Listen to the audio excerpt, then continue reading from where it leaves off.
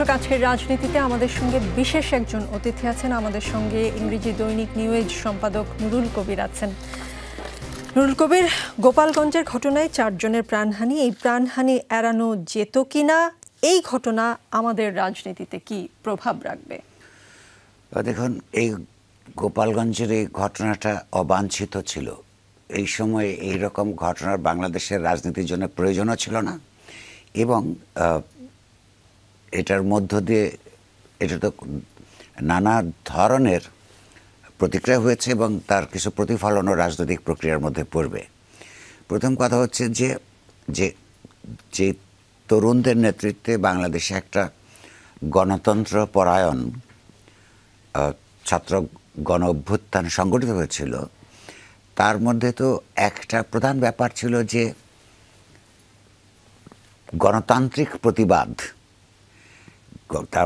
তারপর রাষ্ট্র কিংবা সরকারের স্বৈরতান্ত্রিক আচরণের বিরুদ্ধে জনগণের যে গণতান্ত্রিক প্রতিবাদ, এটা করবার অধিকার নিশ্চিত করা। তো যারা করেছেন এই আন্দোলনে, যারা নেতৃত্ব 15 বছর ধরে এই স্বৈরতান্ত্রিকতার বিরুদ্ধে আন্দোলন হয়েছে, আমরা লক্ষ্য করেছি এর আগে আওয়ামী লীগের জমানায় এমনকি তার রাজনৈতিক প্রতিপক্ষকে কখনো কখনো কোনো সময় আপনার একটা মানববন্ধন করতেও দেওয়া হয়নি, কিংবা তাদের মিটিংয়ের মধ্যে আক্রমণ হয়েছে, তাদের উপর নানা ধরনের নিপীড়ন হয়েছে। সেগুলোর বিরুদ্ধে মানুষ 15 বছর আন্দোলন করে শেষ পর্যায়ে এই অভ্যুত্থানের মাধ্যমে তার থেকে মুক্তি লাভ করে। কিন্তু তারপরে আবার এইরকম ধরনের রাজনৈতিক ঘটনা তৈরি হবে এত তাড়াতাড়ি, যেখানে মানুষকে মৃত্যু দেখতে হবে, এটা বাংলাদেশের মানুষের প্রত্যাশিত ছিল না। এই ঘটনার দুটো তাৎপর্য, দুটো দিক আছে দেখবার।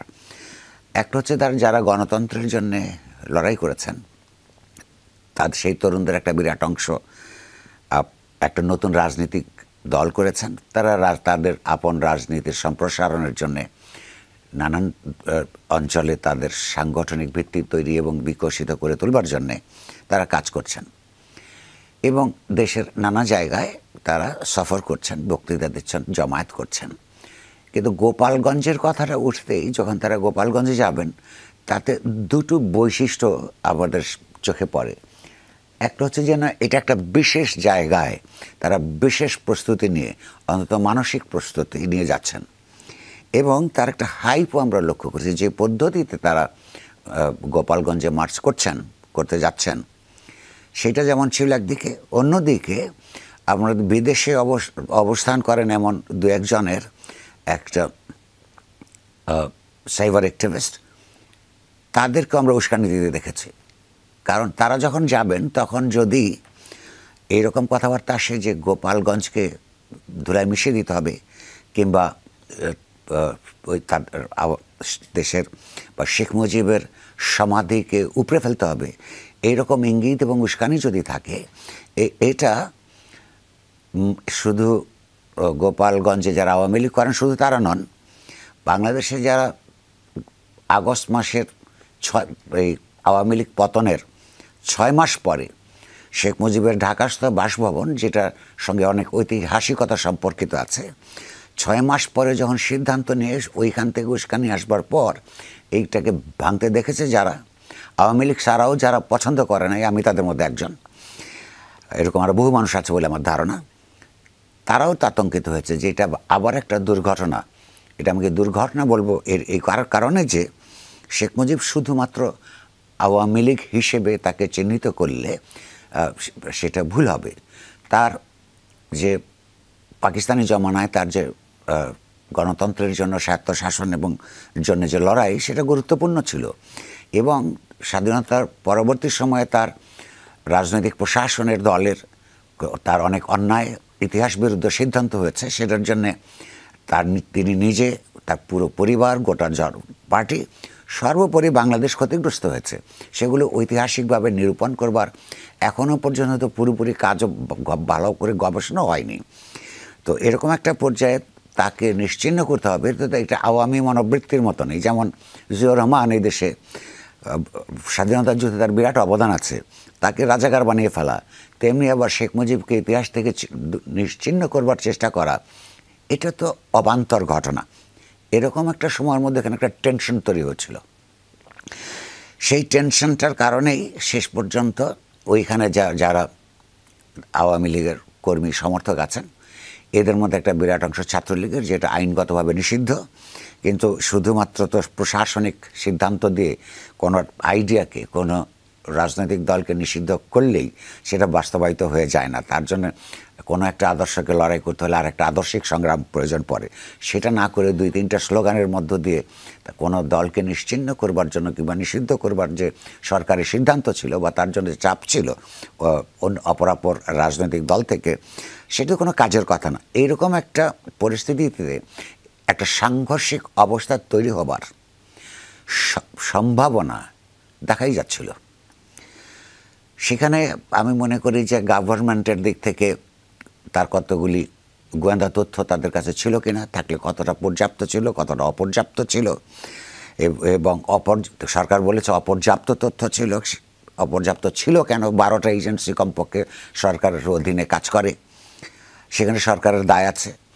যারা তাদের স্বাভাবিক একটা সমাবেশকে উত্তেজনাপূর্ণ করে তুলেছেন, যারা দূর থেকে যারা উস্কানি দিয়েছেন, এটা সবার জন্য, সবার জন্য এটা সঠিক হয়নি। এবং 1 বছরের মাথায় এসে আবার রাজনৈতিক হত্যাকাণ্ড রাষ্ট্রের দিক থেকে সংগঠিত করতে হলো আইন শৃঙ্খলার জন্যে, সেটাও কোনো কাজের কথা ছিল না। কেউ কেউ এই ঘটনার পেছনে আজকে বেশ কয়েকজনের প্রতিক্রিয়া দেখলাম, সাধারণ মানুষ সহ নানান মতের বা পক্ষের লোকজন, তারা দেখছেন এই গোপালগঞ্জের ঘটনার পেছনে নির্বাচন পেছানোর এক ধরনের ষড়যন্ত্র তারা দেখতে পান। আপনি কি নির্বাচন পেছানোর কোনো ষড়যন্ত্র এই যে ধারাবাহিকভাবে বিভিন্ন ঘটনা ঘটলো এর মধ্যে দেখতে পান কিনা? আমার মনে হয় না, এখনো পর্যন্ত আমি দেখি না। এর কারণ হচ্ছে যে নির্বাচনের দুটো পক্ষ যেভাবে বিবদমান পক্ষ বলবো এখন চিন্তা করে, এবং যে চিন্তাটা সমাজে বোঝাই যাচ্ছে, পরিষ্কার হয়ে আসছে, এটার কারণ হচ্ছে নির্বাচন নিয়ে তাদের অবসেশন। নির্বাচনকে যতটা না মানুষের ক্ষমতায়নের জন্যে, জনপ্রতিনিধিত্বমূলক ব্যবস্থা গড়ে তুলবার রাজনৈতিক আকাঙ্ক্ষা থেকে নির্বাচন নিয়ে উভয় পক্ষ চিন্তা করছে, তার চাইতে বেশি নীতিগত দিক থেকে অনেক বেশি কৌশলগত দিক। বিএনপি এবং তার পার্টনাররা দ্রুততর সময়ের মধ্যে রাজনৈতিক ক্ষমতা, রাষ্ট্র ক্ষমতা চান। ফলে সব কিছুর মধ্যেই তাদের, এমনকি রাজনৈতিক মতাদর্শিক কোনো বিষয়ে অন্যরা প্রতিবাদ করলেও তাদের মনে হয় এই বুঝে এটা নির্বাচন পেছানোর ষড়যন্ত্র। অন্যদিকে যারা আবার একই কৌশলগত কারণে নিজেদেরকে গুছিয়ে নেওয়ার সময় বাড়িয়ে নেবার জন্যে নানান অজুহাতে নির্বাচনের আগে বিচার সংস্কার এগুলোকে বেশি নোক্তা দিয়ে বলেন, তাদের দিক থেকেও যতটা না সংস্কার এবং নির্বাচনের বিচারের ব্যাপারটা হয়তো তারা সিরিয়াস থাকতে পারেন, অন্তত সংস্কারের ব্যাপারে সিরিয়াস এটা আমরা দেখতে পাই না। কারণ তাদেরও সময় দরকার। কারণ এই মুহূর্তে সর্ববৃহৎ রাজনৈতিক দল বিএনপিকে ক্ষমতা থেকে কেউ দূরে রাখবার জন্যে, কিংবা তাদের আপনার পার্লামেন্টারি সিটের সংখ্যা কমানোর জন্যে যারা মনে করেন সময় দরকার, তারাও যে কোনো ন্যায্য দাবিকেও কেবলমাত্র ক্ষমতা গ্রহণের ক্ষমতা পাওয়ার একটা অজুহাত হিসেবে দেখেন। যেসব ঘটনা ঘটছে আমার মনে হয় 2 ধরনের কারণে ঘটছে। একটা হচ্ছে বাংলাদেশের রাজনীতি সংস্কৃতির মধ্যে, এটা আমি প্রায়ই বলে থাকি এবং বোধ হয় আরও বহু বছর বলতে হবে, সুতরাং আপনার এখানে রিপিট করি আমি, রাজনৈতিক দলগুলির ভীষণভাবে গত এক জেনারেশন ধরে, প্রায় 20-25 বছর ধরে বিরাজনীতিকরণ হয়েছে।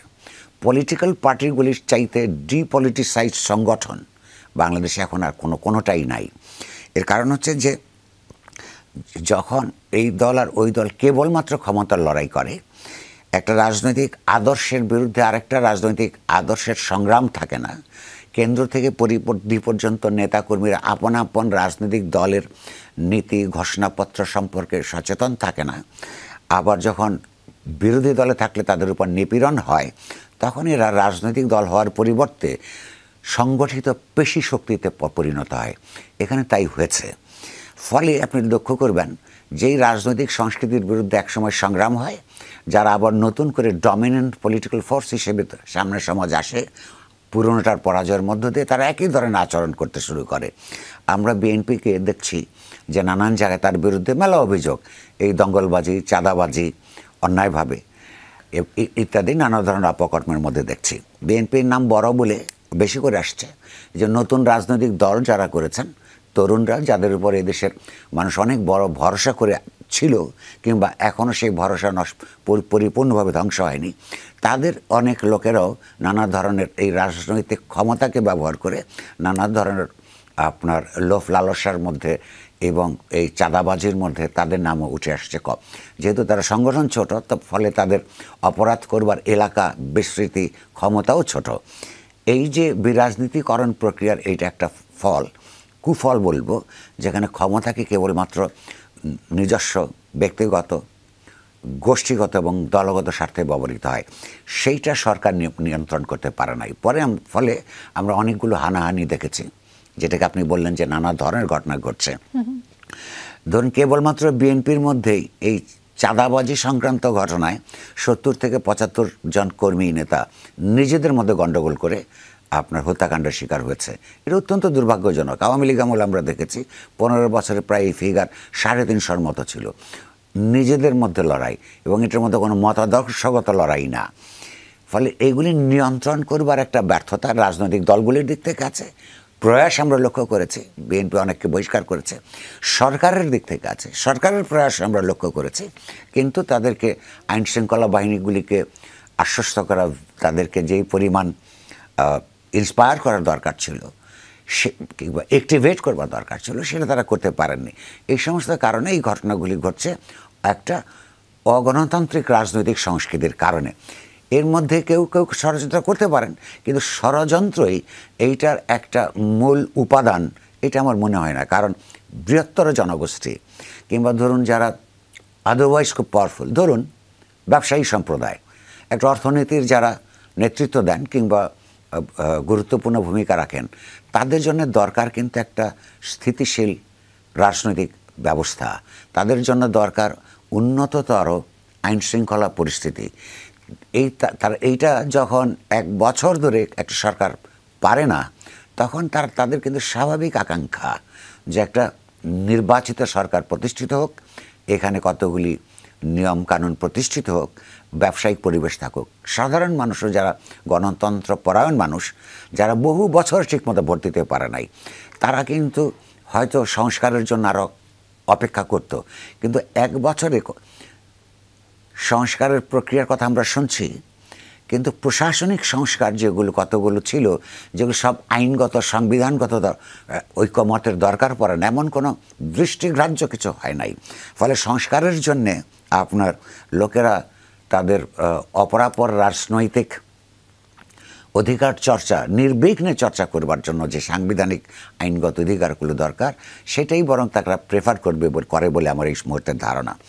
অন্যদিকে আরেকটা যেটা আপনি প্রশ্ন উত্থাপন করেছেন, যে পাশাপাশি যে বিচারের প্রশ্নটা গুরুত্বপূর্ণ, কিন্তু শুধু ট্রায়াল কোর্টে বিচার হলেই শেষ হয়ে যায় না। একটা বিচার, বাংলাদেশের যে ঐতিহ্য এবং ইতিহাস আমরা দেখি, এই ধরনের মামলার, আপনি একজন ফর্মার প্রাইম মিনিস্টারের বিরুদ্ধে হত্যা মামলার অভিযোগ আছে, সেটা নিষ্পত্তি হতে হতে তো কোর্ট ব্যবস্থার সর্বোচ্চ জায়গায় যেতে হবে। তো সেই সমস্ত জায়গায় যেতে গেলে তো অনেক বছর লাগবে, অন্তত অতীতের ঘটনা আমরা দেখে যা পাই। তো অত বছর কি আমরা নির্বাচনের জন্য অপেক্ষা করব? ফলে যারা নির্বাচনকে এই নামে পিছিয়ে দিতে চান, তারাও কিন্তু যথেষ্ট শক্তিশালী আপনার যুক্তি সামনে উপস্থাপন করতে পারেন নাই। এরকম একটা অবস্থায় আমার ধারণা ষড়যন্ত্রকারীরাও হতাশ হবে, তারা মানুষের আকাঙ্ক্ষার কথা হয়তো বুঝতে পারবে। তাহলে এই যে ঐকমত্য কমিশনের বৈঠক দেখছি আমরা নির্দিষ্ট বিরতিতে বা প্রায় দেখছি, তারা কিছু বিষয়ে একমত হচ্ছেন, কিছু বিষয়ে একমত হচ্ছেন না, সেটা চলছে। এই ঐকমত্য কমিশনের বৈঠক নিয়ে আপনার পর্যবেক্ষণ কি? এইভাবে সংস্কার আসলে কত দূর যাবে? সরকার এখনো পর্যন্ত সংস্কার করতে বা তার সদিচ্ছায় কতখানি তার সদিচ্ছা প্রমাণ করতে পেরেছে? আচ্ছা, আমি একটাকে ঐকমত্য কমিশনে আমি আসছি। আপনি একটা ছোট্ট জিনিস আমি বলি, একটা নতুন সরকার যখন আন্দোলনের মধ্য দিয়ে প্রতিষ্ঠিত হয়, এবং সমাজের সকল পক্ষ, পরাজিত পক্ষ ছাড়া, যখন তাদের ব্যাপারে একমত পোষণ করে, তাদেরকে সামাজিকভাবে রাজনৈতিকভাবে ন্যায্যতা দেয়, কারণ যখন বিরোধিতা করে না, ওই আন্দোলনে যারা শহীদ হয়েছেন, নিহত হয়েছেন, যারা আহত হয়েছেন, প্রধান কাজ যেগুলো একেবারে এক সপ্তাহের মধ্যে সিদ্ধান্ত নিয়ে 1-2 মাসের মধ্যে সম্পন্ন করবার কথা, সে হচ্ছে নিহতদের একটা তালিকা তৈরি করা। সরকারি প্রক্রিয়া শুরু করেছিল, প্রাথমিক রিপোর্ট দিয়েছে 850 মতন। ওই প্রক্রিয়াটা বলেছে প্রাথমিক রিপোর্টটা চলছে, তারপরে 6-9 মাস গেছে, সেই তালিকাটা হলো না কেন এখনো?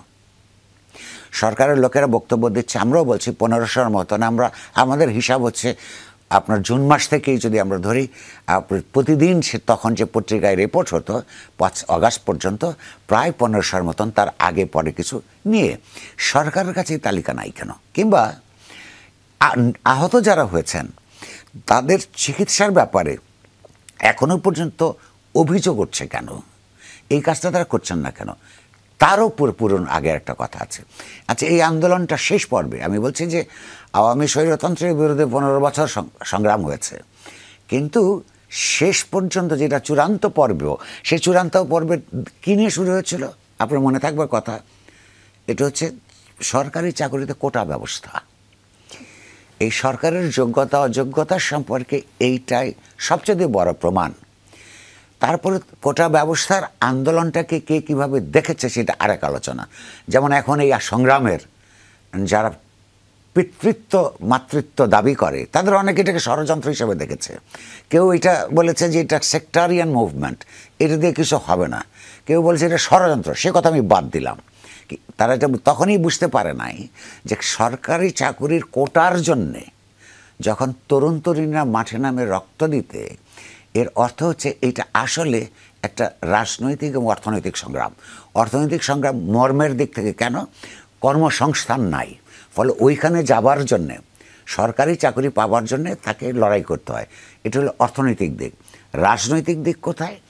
যেহেতু তাদের মনে হয়েছে যে কোটা সিস্টেমটা অন্যায্য, যেটা একটা রাজনৈতিক সিদ্ধান্ত প্রসূত, ফলে অন্যায্য ব্যবস্থার রাজনীতিটা যদি বদলানো যায়, তাহলে তার অর্থনৈতিক ভবিষ্যৎ পরিষ্কার হয়। তাহলে মর্মের দিক থেকে ওই কোটা ব্যবস্থার বিরুদ্ধে আন্দোলন ছিল রাজনৈতিক এবং অর্থনৈতিক একটা সংগ্রাম।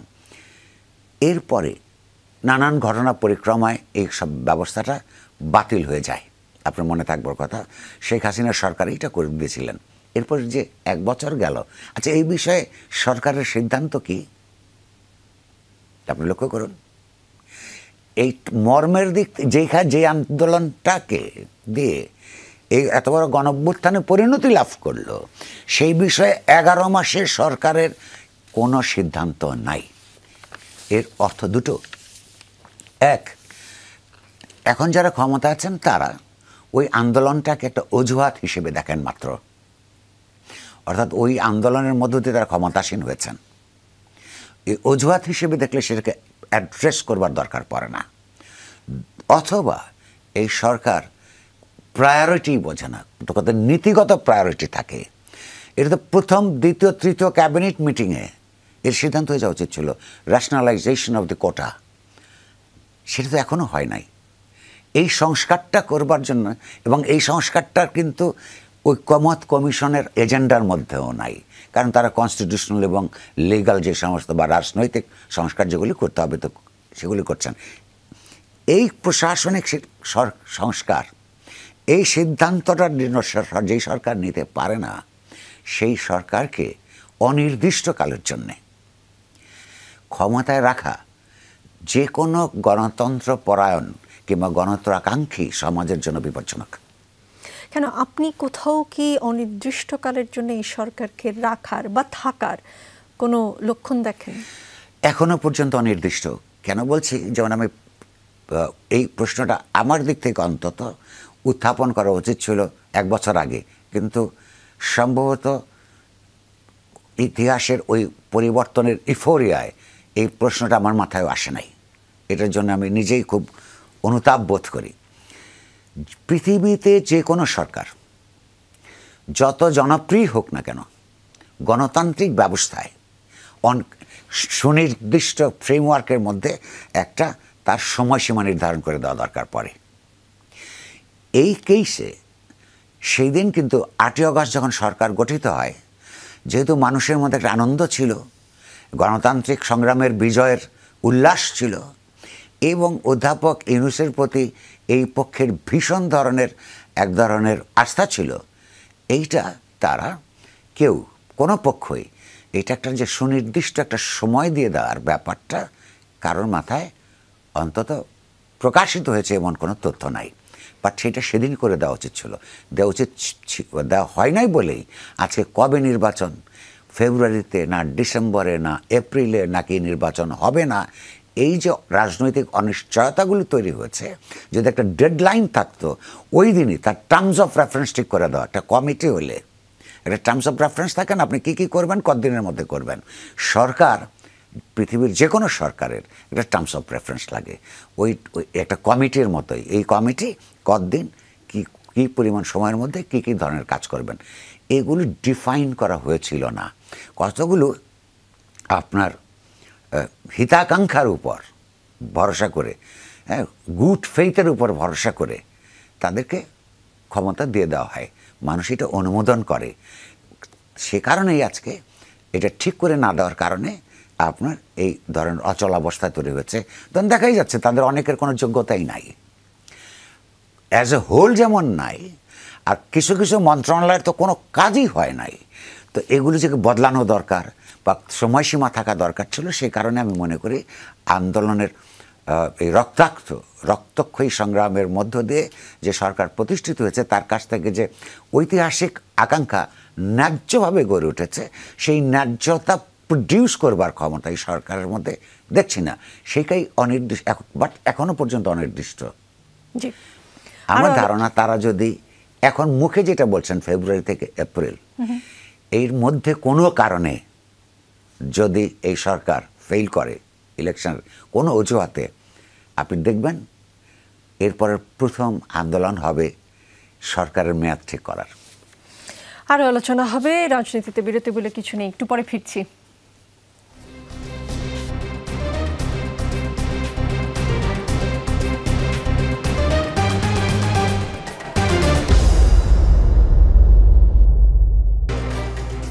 দেখছেন রাজনীতি, আমাদের সঙ্গে নুরুল কবির আছেন। 1 বছর হতে চলল সরকারের, অন্তর্বর্তী সরকার ক্ষমতায়। সরকারের পারফরমেন্স কেমন? বিশেষ করে অর্থনীতিতে রিজার্ভ বাড়ছে বলে সরকার এক ধরনের সরকারের মধ্যে আত্মতৃপ্তি দেখতে পাই কখনো কখনো, কিন্তু সামগ্রিকভাবে বাংলাদেশের অর্থনীতির কি অবস্থা? আচ্ছা, রিজার্ভ বাড়া গুরুত্বপূর্ণ, যে কারণে যেই জায়গায় আমরা পৌঁছে গেছিলাম সেটার জন্য এটা খুব গুরুত্বপূর্ণ। কিন্তু একই সঙ্গে মনে রাখতে হবে অর্থনীতিতে রিজার্ভ বাড়া সবসময় ভালো লক্ষণ নয়।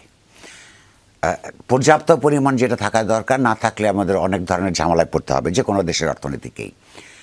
যখন বিনিয়োগ কম হয় তখন কিন্তু রিজার্ভ বাড়ে। র ম্যাটেরিয়ালস যদি আমদানি না হয় তাহলে কিন্তু রিজার্ভ বাড়ে। সুতরাং কোন কারণে রিজার্ভ বাড়ছে এইটা লক্ষ্য করা খুব জরুরি। আশা করি সরকার এ ব্যাপারে সচেতন থাকবে। বাট আমরা বাইরে থেকে যেটা দেখি সেটা হচ্ছে বহু কলকারখানা বন্ধ হওয়ার পথে দুটো কারণে। একটা হলো গ্যাসের সাপ্লাই, একটা গুরুত্বপূর্ণ ব্যাপার, সেটা এখন নিয়মিত পাওয়া যাচ্ছে না। বিদ্যুৎ বিতরণের সমস্যা তৈরি হচ্ছে, সেটা একটা ভালো ম্যানেজমেন্ট সিস্টেম তারা তৈরি করতে পারছে না। দ্বিতীয়ত হচ্ছে একটা বড় কারণ, যেটা সমাজে অনেক বড় করে আলোচনা এখন আসা দরকার। ব্যবসায়ীদের মধ্যে ডিফল্টার দু কারণে হয়। একদল হয় চোর, এই চোররা ইচ্ছে করে ডিফল্ট করে, মানি লন্ডারিং করে, অল্প দামের জিনিস ব্যাংকে মর্টগেজ দিয়ে সেই তার চেয়ে অনেক বেশি টাকা তুলে যে কথা বলে, যে ইনভেস্টমেন্টের কথা বলে করে, টাকাটা সংগ্রহ করে না। এটা আমরা চিনি বা আমরা জানি। সবচেয়ে এই প্রবণতাটা ভীষণভাবে বেড়ে গেছিল আওয়ামী লীগ আমলে। রাজনৈতিক বিবেচনায় ব্যাংকগুলির থেকে টাকা নিয়ে সেগুলি আর ফেরত আনতে না পারা, সেটার কারণে ইকোনমি ক্ষতিগ্রস্ত হয়েছিল। ন্যায্য কারণেও কিন্তু কিছু আপনার ডিফল্টার হতে পারে। যেমন ধরুন 2 বছরের কোভিডের সময়, যেমন ধরুন আপনার রাশিয়া ইউক্রেন ওয়ারের প্রতিক্রিয়া, যেমন ধরুন জুন জুলাই মাসের আন্দোলন সংগ্রাম, এবং টাইমিংটা এমন ছিল, আমি একটা উদাহরণ দিব আপনাকে। টাইমিংটা হলো জুনের 30 তারিখের মধ্যে যেসব ব্যাংকের যে লোন থাকে বিভিন্ন কোম্পানির কাছে, সেগুলি জমা দিয়ে দিতে হয় শিডিউলটা, পরে নতুন করে রিনিউয়াল দেয়। জুলাই মাসে যখন এই জুন জুলাইতে যখন এই আন্দোলন হয়, মেলা কোম্পানি নিতে পারে নাই। তো যারা এমনকি 30 তারিখের মধ্যে পয়সা পাতি দিয়ে দিয়েছে, এরকম 2-3টা কোম্পানির কথা আমি নিজে জানি, ব্যাংকওয়ালারা বলছে জুলাই মাসে যখন আন্দোলন সংগ্রামে সব কিছু ঝামেলা হয়ে গেছে, আমরা এটা ঠিক করে দিব, এইটা শান্ত হলেই। জুলাই মাসে রিশিডিউল করে নাই ব্যাংকের এর কয়েক হাজার কোম্পানির। তার মধ্যে এই 1200 কোম্পানি, 1250 মতন কোম্পানি বাংলাদেশ ব্যাংকের কাছে আপনার অ্যাপ্লিকেশন দিয়েছে যে আমাদের এই কারণে দিতে পারেনি, এখন রিনিউয়াল হচ্ছে না বলে আমার ফ্যাক্টরি চলছে না, বেতন দিতে পারছি না, আমাকে কিন্তু বন্ধ করতে হবে এবং শ্রমিকদের বেতন দেওয়া যাবে না। জানুয়ারি মাসে, অর্থাৎ গত জানুয়ারি মাসে বাংলাদেশ ব্যাংক একটা কমিটি করে। সেই কমিটি আজকে জুলাই চলছে, এই 1252টা কোম্পানি এটা করেছে, মাত্র 115টা কোম্পানির সলিউশন দিয়েছে। এবং এটা কাদেরটা দিয়েছে? যাদের রাজনৈতিক প্রভাব আছে, এমনকি যারা কিছু আলোচনা করা হয় ব্যবসায়ী মহলে, ঘুষ দিতে পেরেছে। বাংলাদেশে জুলাইয়ের পরে ঘুষ দেওয়া বন্ধ হয়ে গেছে, ঘুষ খাওয়া বন্ধ হয়ে গেছে, এটা মনে করবার কোনো কারণ নাই। তাহলে এই যে আরও প্রায় 1100 বা 1000-এর বেশি কোম্পানি, তাদের এটা তো নিষ্পত্তি করতে হবে। অনেকের বিরুদ্ধে ব্যাংকগুলি আবার উল্টো মামলা দায়ের করছে, কারণ তাকে এটার ডিফেন্সিভ মেকানিজম, সে নিজেই করে নাই রিশিডিউলিং কথা দিয়েও। তো এখন সুতরাং অন্যরা টাকা আটকে গেছে, তো পায় না বলে নিলাম করার জন্য দিচ্ছে। এইটার মধ্য দিয়ে যেই এনার্কিটা তৈরি হবে বা হচ্ছে, তার যদি আপনার সম্ভাব্য প্রতিক্রিয়াগুলি বাংলাদেশ ব্যাংকের গভর্নর এবং তার সঙ্গী সাথীরা কিংবা ফাইন্যান্স মিনিস্টার কিংবা ক্যাবিনেট বুঝতে পারত, তাহলে এত মাস ধরে এইসব ফাইলের উপর তারা বসে থাকতো না। এরকম একটা পরিস্থিতিতে এবং ল অ্যান্ড অর্ডারের ব্যাপারে যেখানে অবস্থা কাঙ্ক্ষিত পর্যায়ে পৌঁছায়নি, ইনভেস্টমেন্টের জন্যে দুটো জিনিস দরকার: রাজনৈতিক স্থিতিশীলতা, তার সঙ্গে পলিসি আপনার কনসিস্টেন্সি, সঙ্গে আপনার আইন শৃঙ্খলা পরিস্থিতি। তিনটা যখন একই সাথে উন্নতা থাকে, তখন নতুন ইনভেস্টমেন্টের পরিস্থিতি থাকে না। নতুন ইনভেস্টমেন্টের, লোকাল ইনভেস্টমেন্ট, বাইরে থেকেও ইনভেস্টমেন্ট আসে না। এইটা যদি দ্রুত ঠিক করতে না পারে, তাহলে ওনারা তো আরও অনেক বড় ফেইলিওর, ক্ষমতাসীন তো করবেনই ফেইল, পরবর্তীতে যে সরকার আসবে তার জন্য এটা বিপজ্জনক হয়ে উঠবে। বন্দর করিডোর ইস্যুতে রাজনৈতিক দলগুলো সরব হয়েছিল, সুশীল সমাজও খানিকটা, কিন্তু এখন এই ইস্যুতে নীরবতা দেখা যাচ্ছে এবং সরকারের পক্ষ থেকে বলা হয়েছে চট্টগ্রাম বন্দরের new mooring container terminal NCT পরিচালনার দায়িত্ব বিদেশি প্রতিষ্ঠানকেই দেওয়া হবে। করিডোর ও বন্দর ইস্যু কেন হঠাৎ করে, আসলেই কি চুপ হয়ে গেল ইস্যুটা, নাকি কিছু চলছে? এটা দুটো জিনিস। একটা হচ্ছে যে সরকার আপনার মিয়ানমারের ব্যাপারে, করিডোর দেওয়ার ব্যাপারে তারা সরকার নিজেদের থেকে ঘোষণা করেছে যে এরকম কোনো আলাপ আলোচনা হয় নাই। সেটা বলেছে আবার জাতিসংঘ যখন বলেছে যে আমরা এইরকম কোনো প্রস্তাবই দিই নাই। সরকার বলেছে তাদের এই এক মন্ত্রীর কথা থেকে ভুল বোঝাবুঝি হয়েছিল বলে এটা মনে হচ্ছে। সুতরাং মানুষ এটা মনে করছে না হয়তো। বিদেশিদের কাছে যে আপনার এই বন্দর দেয়া হবে সেইটার ব্যাপার, এইটা যেটা MOU আওয়ামী লীগ আমলে হয়েছিল, কিন্তু এই সরকারের এই বিষয়ে তার তৎপরতা দেখে ন্যাচারালি সবার কাছে মনে হয়েছে যে এইটার সঙ্গে তো নিরাপত্তা ইস্যু রাষ্ট্রের জড়িত থাকে, এটা হুশ মানে একটা গোপনে নানানভাবে এটা হওয়ার কোনো কারণ ছিল না। আর সরকার এমনভাবে জোর দিয়েছিল যে সংশয় আরও বেড়েছে। কিন্তু আমি মনে করি তারা এই বিষয়গুলো নিয়ে রাজনৈতিক দলগুলো এবং অপরাপর সমাজের শতাংশ অংশ যেভাবে কথা তখন বলেছে, এটা নিষ্পত্তি হওয়ার আগ পর্যন্ত এটা স্বচ্ছ প্রক্রিয়ার মাধ্যমে বোঝানো, সরকার বোঝাবে, এই দাবিটা অব্যাহত রাখা উচিত।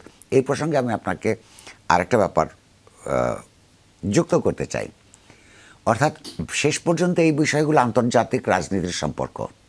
বাংলাদেশের সঙ্গে মার্কিন যুক্তরাষ্ট্রের সম্পর্ক কী হবে, এই কোম্পানি যেহেতু মার্কিন যুক্তরাষ্ট্রের, সেখানে মার্কিন যুক্তরাষ্ট্রের সঙ্গে এই সরকার তলে তলে কোনো কথা বলেছে কিনা, কিংবা মার্কিন অ্যাম্বাসি প্রভাবশালী রাজনৈতিক দলগুলোর সঙ্গে কোনো আলাপ আলোচনা করেছে কিনা তাদের চুপ হয়ে যাবার জন্যে, সেটা আমি স্বীকার করতে পারি এই মুহূর্ত পর্যন্ত সাংবাদিক হিসাবে আমি এখনও জানি না, তবে আমরা খোঁজখবর নিশ্চয়ই করব। একই সঙ্গে লক্ষ্য করুন, ভারত কিন্তু প্রতিদিন নিয়মিত কয়েক মাস ধরে পুশিং করছে তাদের, বলছে বাংলাভাষী নাগরিকদের। খোদ ভারতের ভিতরে পশ্চিমবঙ্গের সরকারের মুখ্যমন্ত্রী প্রশ্ন তুলেছেন যে সব যাদেরকে বাংলাদেশের ভিতরে পাঠানো হচ্ছে তারা সব বাংলাদেশি নাগরিক নয়। দুদিন আগেও মমতা ব্যানার্জি বলেছেন যে বাংলা ভাষায় যারা কথা বলছে বিজেপি নেতৃত্ব, এগুলি তৃণমূলের লোক বা বাঙালি, তাদের ভিতরকার বাঙালি জাতীয়তাবাদী লোক মনে করে বিজেপি বাংলাদেশের দিকে পুশ করে দিচ্ছে।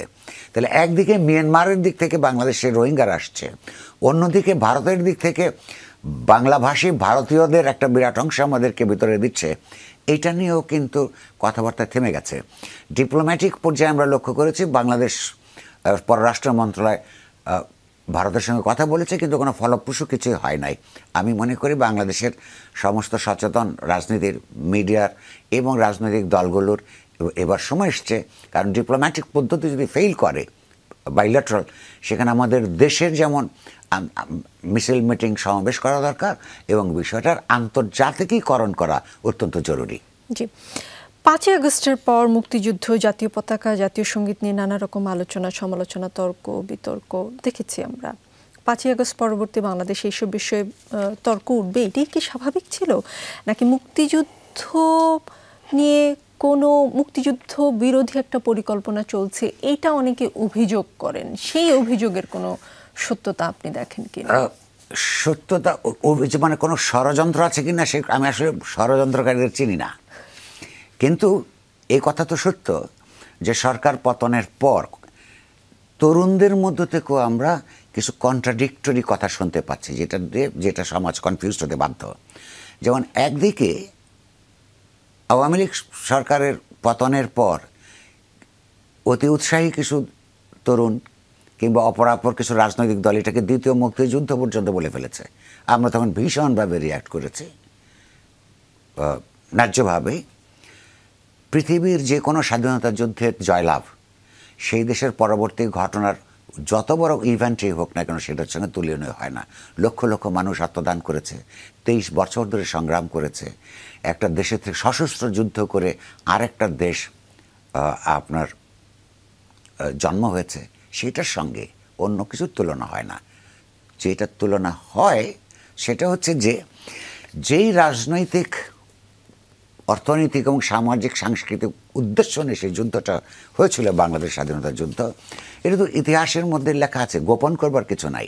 কারণ তৎকালীন আওয়ামী লীগের যে আপনার প্রবাসী সরকার মানুষকে যুদ্ধে আহ্বান করেছিল একটা প্রক্লেমেশন জারি করে, যে যুদ্ধের মধ্য দিয়ে কেন বাংলাদেশ স্বাধীন করতে হবে, কারণ বাংলাদেশের স্বাধীন হওয়ার পর এই ধরনের একটা রাষ্ট্র এবং সমাজ করে তুলতে হবে। কি সেটা? প্রথম কথা একটা গণতান্ত্রিক রিপাবলিক তৈরি হবে, যে রিপাবলিক মানেই হচ্ছে রাষ্ট্র পরিচালনার ক্ষেত্রে জনগণের ইচ্ছাই সার্বভৌম, এরকম একটা রিপাবলিক। দ্বিতীয়ত হচ্ছে সেই রিপাবলিকের দায়িত্ব কী হবে? সমাজে বৈষম্য নিরসন করবে, মানুষের যে মানবিক মর্যাদা সেটা প্রতিষ্ঠিত হবে, সোশ্যাল, ইকোনমিক, পলিটিক্যাল ইত্যাদি জাস্টিস প্রতিষ্ঠা হবে। তো সেটা তো হয় নাই, 54 বছরেই হয় নাই। এবং তার জন্য এই পর্যন্ত যতগুলি সরকার ক্ষমতা এসছে স্বাধীনতার পর কম বেশি তারাই দায়ী, কারণ তারাই রাষ্ট্র পরিচালনা করেছে। ফলে যতক্ষণ না তার হিস্টোরিক্যাল প্রমিস একটা নতুন রাষ্ট্র গঠনের একটা রক্তাক্ত যুদ্ধের মধ্য দিয়ে ওই প্রমিস যতক্ষণ না মিট হবে ততক্ষণ পর্যন্ত সমস্ত সংগ্রামের মধ্যেই আপনার ওই আকাঙ্ক্ষা ব্যক্ত হবে, হয়ে চলবে এবং হয়ে চলাটাই সঠিক। কিন্তু সবাই যে সেই মতে বিশ্বাস করে তা তো নয়। তখন জামাত ইসলামী যে পাকিস্তানি রাখতে চেয়েছিল, যে পাকিস্তানি বাহিনী যখন মুক্তিযোদ্ধাদের উপর, মুক্তিযুদ্ধকামী জনতার উপর আক্রমণ করে, হত্যা করে, রেপ করে, আগুন জ্বালায়, তার সক্রিয় সহযোগিতা করেছে।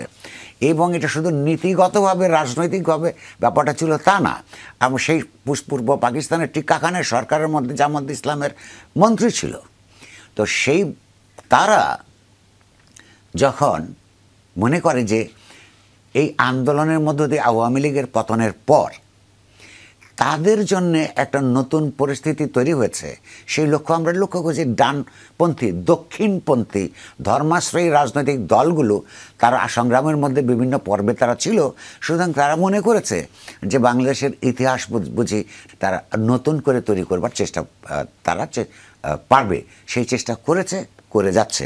এটা রাজনৈতিকভাবে এইটাকে মোকাবেলা করা জরুরি।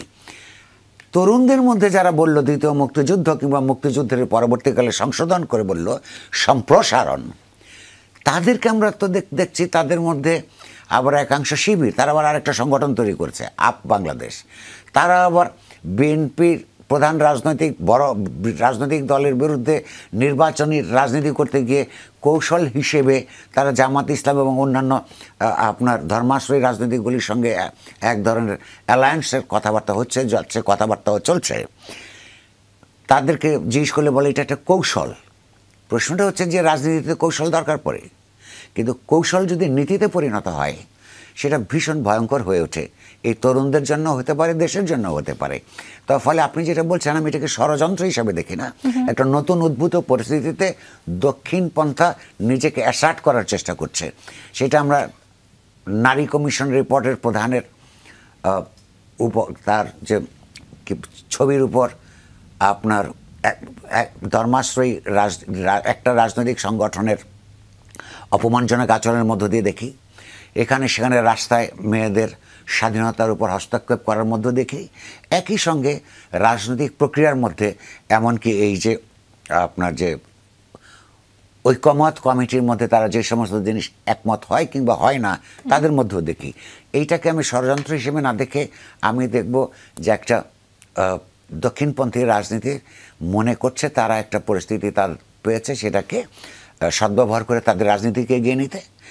অন্যদেরকে যারা গণতন্ত্র পরায়ণ রাজনৈতিক শক্তি আছে, সামাজিক সাংস্কৃতিক শক্তি আছে, তাদের কাজ হচ্ছে ওই দক্ষিণপন্থী রাজনীতির অন্তর্গত প্রতিক্রিয়াশীলতা, জনস্বার্থ বিরোধী তৎপরতা, নারী সমাজের বিরুদ্ধে তাদের নীতিগত অবস্থান, এগুলিকে সামনে নিয়ে এসে উন্নততর রাজনৈতিক আদর্শিক বক্তব্য দিয়ে সেটাকে মোকাবেলা করা। জি, আপনি এখানে কোনো ষড়যন্ত্র দেখতে পান না, কিন্তু জুলাই অভ্যুত্থানকে আওয়ামী লীগের কর্মী সমর্থকরা ষড়যন্ত্রের ফল বলে কখনো কখনো অনেকেই।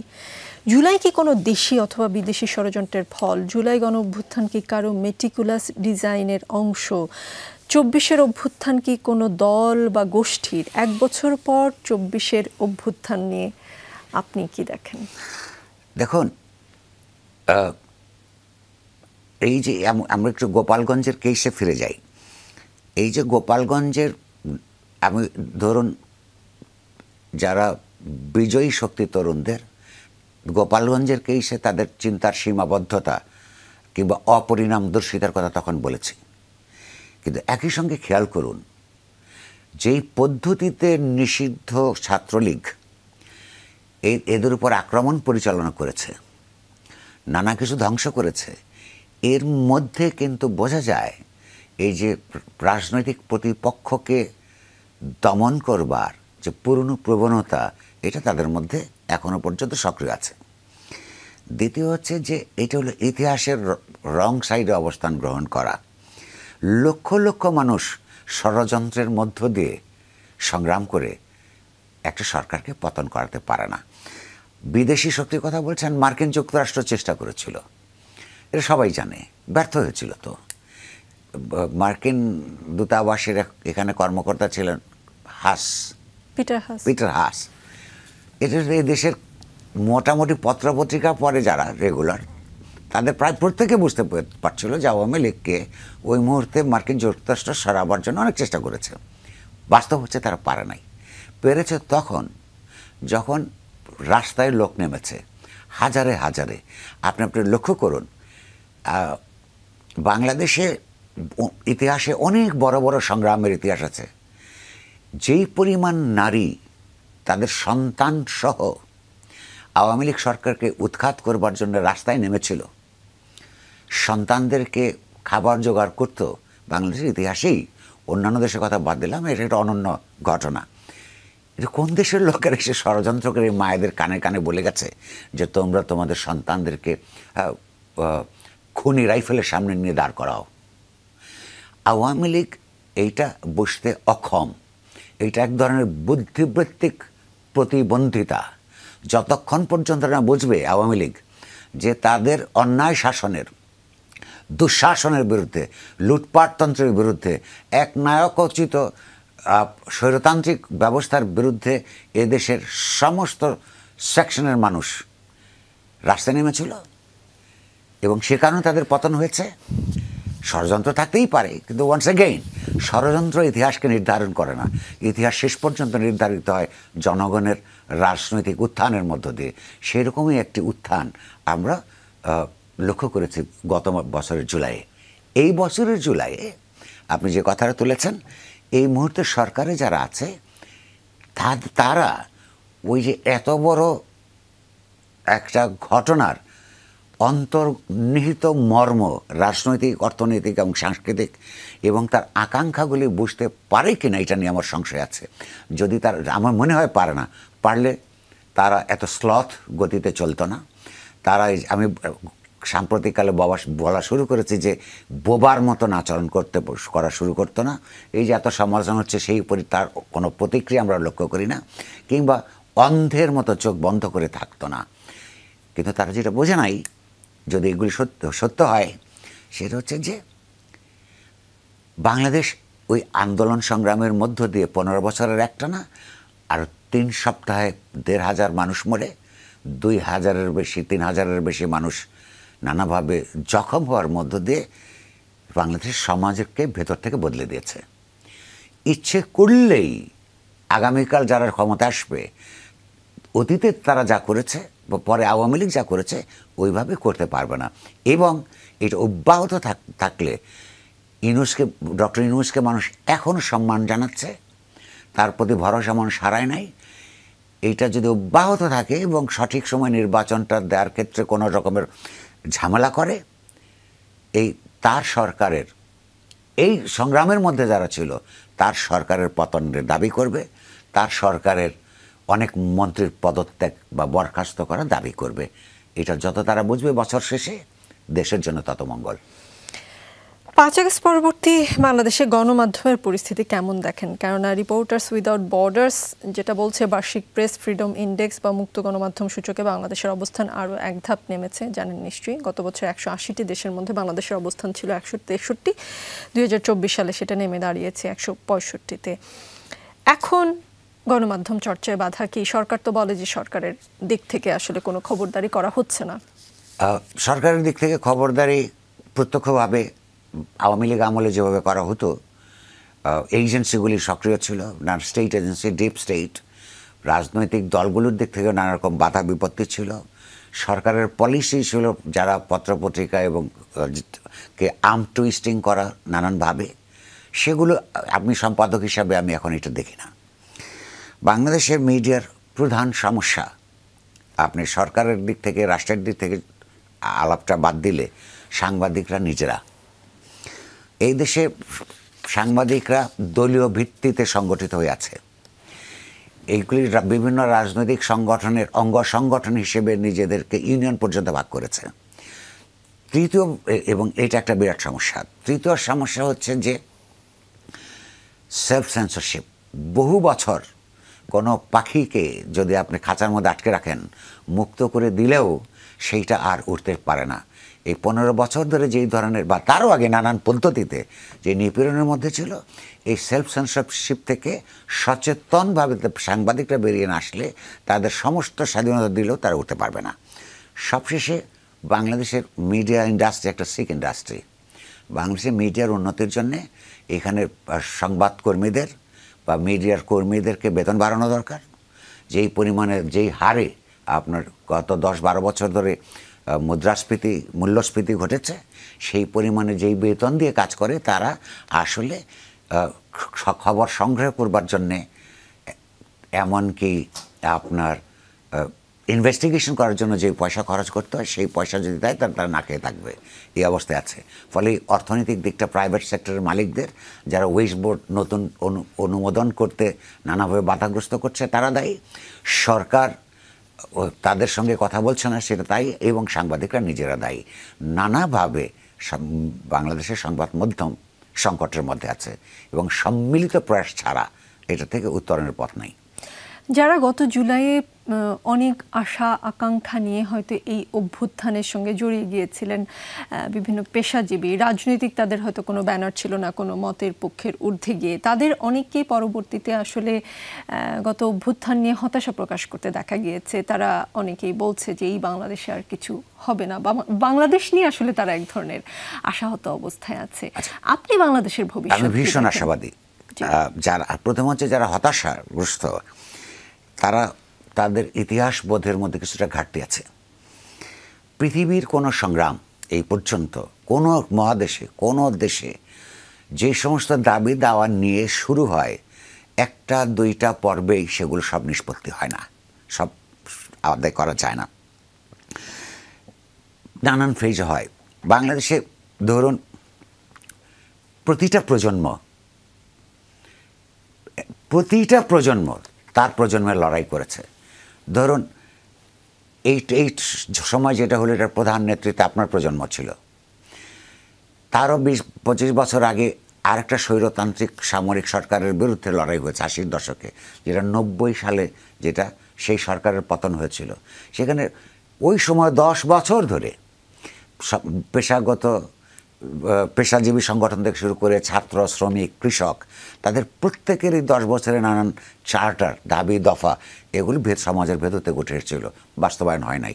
কিন্তু এরশাদ সরকারের থেকে বেটার পারফরমেন্স আমরা 90 থেকে 2000 পর্যন্ত প্রথম 10 বছর আমরা দেখেছি।